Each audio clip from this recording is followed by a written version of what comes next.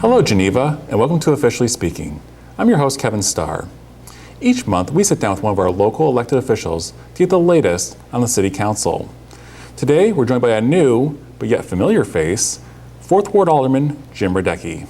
Jim, thanks for joining us. Oh, you're welcome. Good to see you, Kevin. Nice to see you, too. As I kind of stated, you were recently elected to the City Council, but you had previously served before. What made you want to jump back into the fray, so to speak? Well, that's a good question. You know, I've been asked that question before. Why would I want to come back and do this again? Number one was it truly is just public service, and it's giving back to your community. And my wife and I were looking for maybe what are some of the best and most effective ways we could contribute. And since I had some experience before, this was a logical fit. And you know, my second term, I moved out of my ward. I had about a month or two left on my term, but I had to give up my seat because I wasn't living in the ward, so I kind of felt like there was some unfinished business there. And also I received a tremendous amount of encouragement from local residents, friends of mine, members of the council to throw my hat back in the ring. And when Dorothy Flanagan announced that she was retiring, it seemed like a logical fit. And you know, I've always enjoyed it. Local government is by far the most effective form of government. Politics should be kept to a minimum. You have the opportunity to really affect some change locally. So I enjoyed it and thought it'd be a good time to get back into it. Well, let's jump in some of the issues that the council has been addressing recently, and one of them has been the proposed central business district, and there's been a great deal of debate on both sides of that issue. What is your stance on a proposed business district for Geneva? Well, here's where I land on that. When I did campaign for the position, and I went door to door, and I knocked on 1,600 doors in the 4th Ward. And you know, probably the number one issue that people brought up to me was the property taxes, and the fact that you know, people can no longer afford to retire here. Young families can't move here, and it has to do a lot with our property taxes. So, you know, when you look at that and you look at that base, you have to look for alternative methods to finance the things that we want to do here in Geneva. You know, there's so many unfunded mandates that are put upon local governments from Springfield to handle that, you know, we can't handle them all without looking for alternate forms of income, and raising property taxes is not a viable one for me. So it just kind of makes sense. You know, right now Geneva is at 7.5% sales tax. I believe Batavia and St. Charles are both at 8%. I think St. Charles even taxes liquor at 10%. So, you know, at 7.5%, it seemed to me that it made sense to consider creating a district and contemplating either a 0.25% or a 0.5% increase. You know, it would generate significant income. It would keep us absolutely competitive with other towns. And probably the biggest thing is that 78% of the revenue that's generated by our local sales tax comes from non-residents. So, you know, from all those angles, it just seemed to me that it was something that needed to be considered and considered seriously. And the other thing is that, you know, those funds are all earmarked to go right back down into downtown for the, you know, for infrastructure, for beautification products. So the money that will be collected will go right back down there. At a recent city council meeting, you know, there was some pushback with, and I get that. I get why people, you know, react quickly to a tax increase and a pullback. But you know, for all the factors that are considered with it, the money going right back into it, I think that it's kind of a no-brainer for us to at least go ahead and contemplate that. And you know, we've already done the studies, we've paid for it, we have the information necessary to make the decision. You know, it's my hope that we don't continue to just revisit it, and that we do take some action with it. You know, clearly when I asked my fellow members on the council if they thought that that would drive away any business, a 0.25% increase, still keeping us below the other towns, to a person, they said no, they didn't think so. And we did some quick math, and you know, it's a small amount of money, but again, it would be funded from people outside of Geneva, which I think is something that we really have to consider. City Council recently approved the construction of a 4th Street parking lot. Why was this project necessary for downtown Geneva? Well, the groundwork that was done for that really did, it preceded my coming on board with the council. However, from what I gathered at the point that I came into the project, which was just recently approved, number one, it is very important for us to, being a commuter town, having a train, you know, run through the middle of our town, the pressure that puts on local businesses with parking can damage their business. So I think whenever we see a need and an opportunity to adequately meet the commuter parking need, we're doing a big service to our downtown local merchants. So that was really number one, and I'm sure that's what the council had in mind.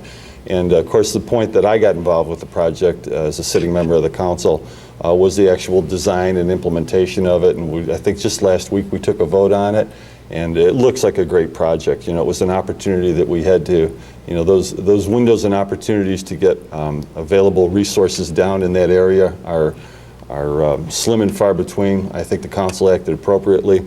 It looks like it's going to be graded very nicely. It's going to be landscaped. We're very sensitive to the neighbors. It's a beautiful neighborhood there, and any impact on them, we'll do everything to mitigate it. And also, we just made the decision to make sure that was done in concrete rather than blacktop, which I think aesthetically, and I think it'll last longer. So, you know, it'll provide much needed parking for commuters, and it will relieve some of the pressure from our downtown merchants for the parking issues that they have. So I think it's a great idea.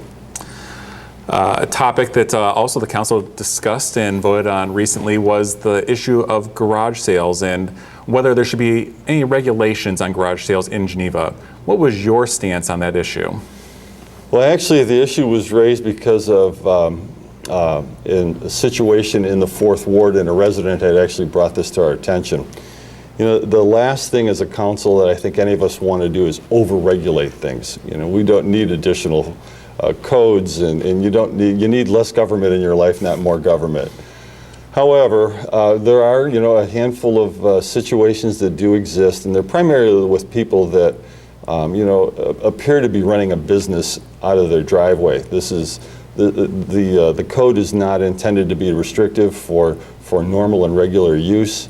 I believe the current code, which several suburbs have adopted, and which we've gone to their codes to fashion ours after it. And I think it allows for 3 garage sales for 3 days a year, more than adequate. You know, what we're really targeting are people that are running businesses from their home. And you know, that's just unfair to neighbors, the parking, the congestion. And you know, there's a bigger issue about sales tax, and you know, how about all the merchants that do put up beautiful storefronts and pay for that opportunity to do that, and do pay sales tax to the city. So it's just a method to be fair. We have made it very clear that we do not wish to be the garage sale Gestapo.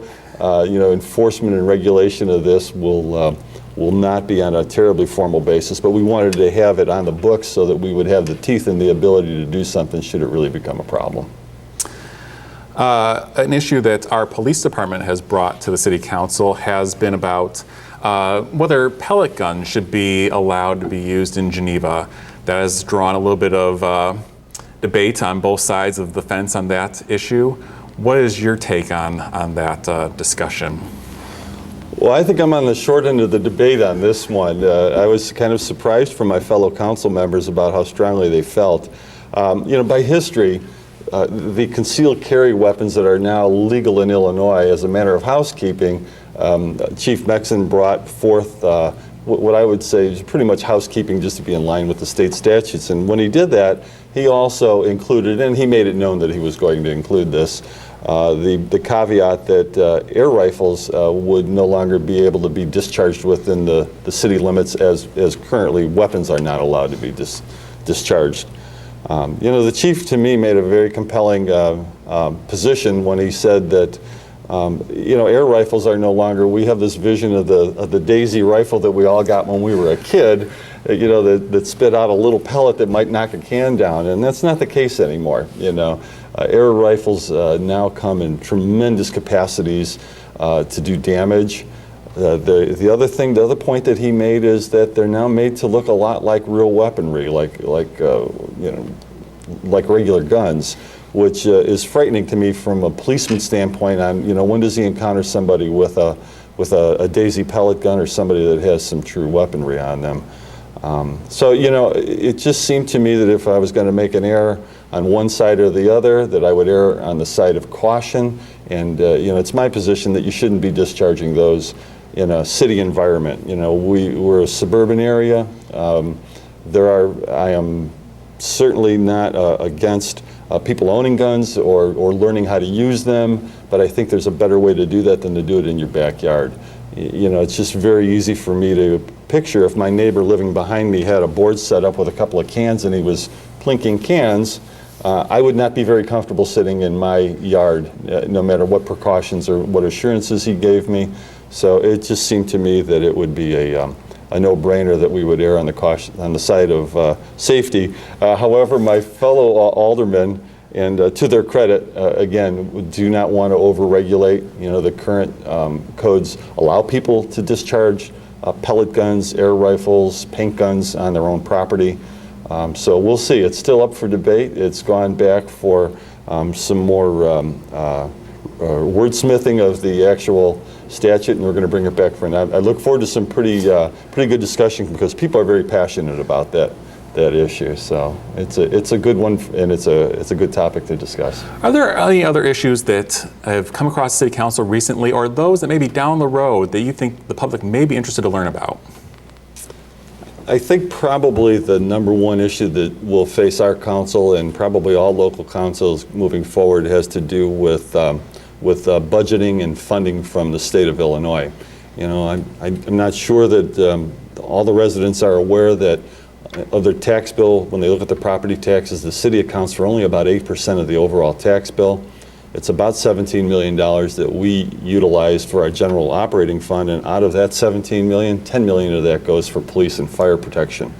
So there's really a small amount of money and funding available in the general fund for us to operate the city, so we have to do it as efficiently as possible. So I think funding, and Governor Rauner has indicated that he may cut some of the income tax funding and the funds that we receive from that, could be as much as 50%. So that's a large issue for us. And on the issue of taxes, I find it interesting too that our Springfield legislators are touting a property tax freeze. However, what they fail to mention is that the Springfield legislators don't use any of the property tax money to run their budget. So again, it's another potentially crippling effect on local governments. It's a double whammy. They're wanting to freeze the property tax where we generate all of our funding, or primarily our funding, and then they want to give less of the income tax funding to us. So I think that's a big issue. There's a couple other small issues. I mean, we're still dealing with the HPC code. That discussion is still ongoing, although I think we have most of the heavy lifting done with that. And of course, just the continued redevelopment of our town. I think the Seachine property and what's being proposed there will probably be the next biggest issue going forward for us. One of the things on the agenda for City Council coming this fall will be strategic planning. What visions do you have for Geneva going forward in the future? Well, first I want to say thank you to all the people on SPAC, the Strategic Plan Advisory Committee, that do, again, all the heavy lifting. It's the volunteers in this town that make the town great, and boy, did they put a lot of time in and effort with that. They just recently, I guess, my answer, the short answer would be the first thing I'd want to do is to make sure that we make the most effective use of our resources with our strategic planning going forward. SPAC recently did a presentation, and they have 7 or 8 visions. They have 96 plans and goals. It was my suggestion at that meeting that we take that good work that they've done, maybe boil it down to a short mission statement, and then set some very specific goals and objectives with some measurable milestones for the city and prioritize those things. So first part of the answer is the process. I think we need to get more efficient with strategic planning. As far as what I think is important moving forward with Geneva, number one thing is some redevelopment that we have on the horizon with the Mill Race Inn property, with the Geneva Bottling Works property. I think that Geneva has probably tapped out, and we may hit a point of saturation for retail and what we offer to our visitors and what we offer to our citizens. I think that we need to now look more towards the entertainment field and recreation too. I'm not sure that we totally utilize our riverfront and leverage what that could offer. So, I think as we develop as a community, that those are things that I would look forward to as perhaps maybe some more effort with the recreation and entertainment. As we wrap up the show, and we thank you for your time, you've lived in Geneva for more than 20 years. How have you seen the community grow and change during that time? Well, it's interesting because as most people who've been here a long time, I think it's easy to pine for the days of when Randall Road was 2 lanes and there was a stop sign at Fabian, and you know, what a beautiful, quaint town we have. I think we've done a remarkable job of preserving the quaintness of Geneva. I think that the 3rd Street shopping district is absolutely the linchpin with our brand in Geneva and, you know, our way of life in Geneva. I used to travel a lot for business, and when people would find out you're from Geneva, the first thing they'd say is how much they love 3rd Street. That's what they identified with. They didn't identify with anything else. So I think number one, I've seen the changes on 3rd Street, but I've seen how we've preserved that. If you come downtown to Geneva on any night when the weather's nice, it's remarkable to go up and down 3rd Street and hear some live music and people out. I mean, thousands of people that are out enjoying themselves. So I think number one is the kind of the metamorphosis or the development of 3rd Street into much more of an entertainment venue.